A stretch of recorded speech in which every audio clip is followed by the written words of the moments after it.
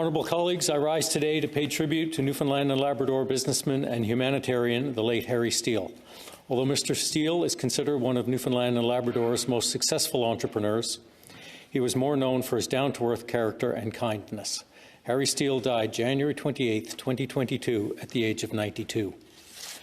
Our limit of 3 minutes could never be enough time to truly give proper acknowledgement to all of Mr. Steele's achievements and untold kindnesses to his community. Harry Steele was well known for his successful investments in numerous sectors, including transportation, hospitality, and broadcasting. Born in the small fishing village of Musgrave Harbour on Newfoundland's northeast coast, Mr. Steele came from humble beginnings, and despite his enormous success and significant contribution to society, he maintained that humility throughout his life. With the help of a small grant and a modest sum he made as a member of the University Naval Training Division, Harry Steele headed to St. John's, where he earned a Bachelor of Education in 1953.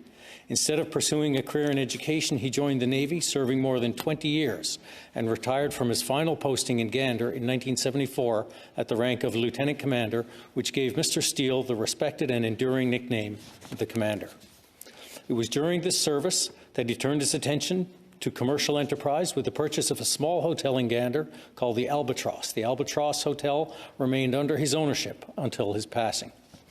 Before retiring from the military, Mr. Steele started purchasing shares in Eastern Provincial Airways in the 1970s, which was a small, struggling airline. The Newfoundland-based airline served all of Atlantic Canada. He eventually acquired control of the company and sold it to the Canadian Pacific Airways in 1984.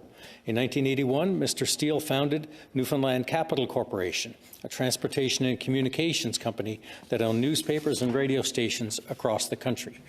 He also owned Universal Helicopters for over 3 decades, until selling it in 2013.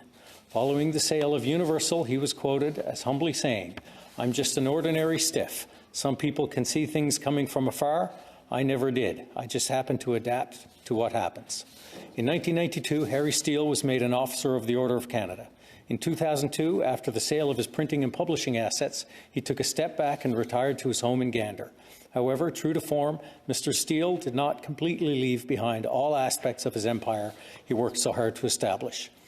It was only up until a few years before his passing that Mr. Steele would frequently drop by the Albatross to see if his customers and staff were being taken care of.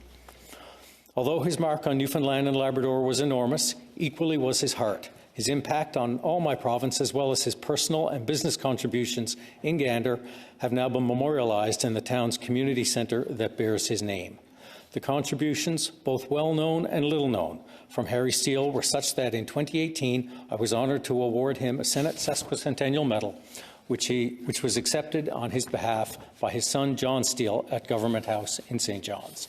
Harry Steele will be deeply missed by Newfoundlanders and Labradorians, indeed all Canadians, but mostly by his wife Catherine, 3 sons Peter, Rob and John, and the greater Steele family.